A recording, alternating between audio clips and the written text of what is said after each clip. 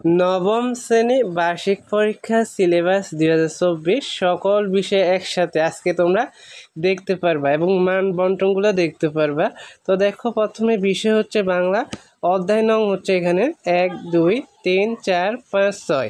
এখানে মান বন্টন হচ্ছে বহু নির্বাচনী প্রশ্ন 15টি, এক কথায় উত্তর 10টি, সংক্ষিপ্ত প্রশ্ন 10টি, রচনামূলক প্রশ্ন দৃশ্যপটবিহীন 3টা, রচনামূলক প্রশ্ন দৃশ্যপট নির্ভর 5টা।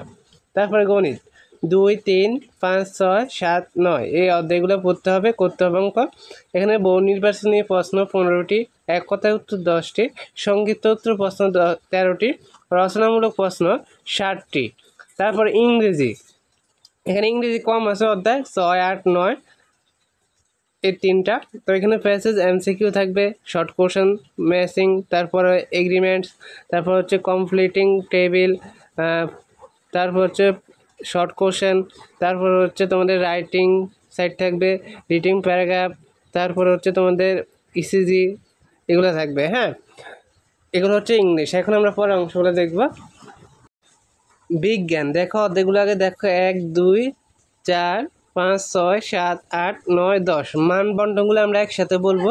তারপর ইতিহাস ও সামাজিক বিজ্ঞান, অধ্যায় 4 7 8 9 10, জীবন ও জীবিকা 1 2 3, স্বাস্থ্য সুরক্ষা 1 2 3 4 5 6। তো এখানে এই 4টি বিষয়ের বিজ্ঞান, ইতিহাস, সামাজিক বিজ্ঞান, জীবন ও জীবিকা, স্বাস্থ্য সুরক্ষার এই 4টা বিষয়ের মান বন্টন একই রকম। তো আমরা একবারে বলতেছি, দেখো, বহু নির্বাচনী প্রশ্ন 15টি, এক কথায় উত্তর 10টি, সংক্ষিপ্ত উত্তর প্রশ্ন 10টি, রচনামূলক দৃশ্যপটবিহীন 3টা, রচনামূলক প্রশ্ন দৃশ্যপট নির্ভর 5টা। তো এই 4টার যে মান বন্টন একই রকম, তাই আমরা একবারে বলছি। শিল্প ও সংস্কৃতি, এখানে অধ্যায় হচ্ছে 1 ও 2, ব্যবহারিক অংশ 35, অতি সংক্ষিপ্ত প্রশ্নের উত্তর 15টি, সংক্ষিপ্ত প্রশ্নের উত্তর 4টি, ছবি দেখে লিখো 1টি, রচনামূলক উত্তর প্রশ্ন 2টা। তারপর হচ্ছে ডিজিটাল প্রযুক্তি, এখানে অধ্যায় পড়তে হবে 2 3 4 5, এখানে ব্যবহারিক অংশ 35, অতি সংক্ষিপ্ত প্রশ্ন হচ্ছে 15টি, সংক্ষিপ্ত প্রশ্নের উত্তর 4টি, ছবি দেখে লিখো 1টি, রচনামূলক প্রশ্নের উত্তর 2টা।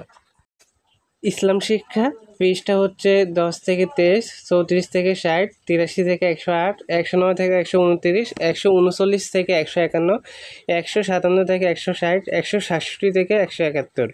হিন্দু ধর্ম শিক্ষা, পৃষ্ঠা 1 থেকে 14, 15 থেকে 24, 33 থেকে 55, 56 থেকে 75, 76 থেকে 85, 88 থেকে 91, 95 থেকে 105।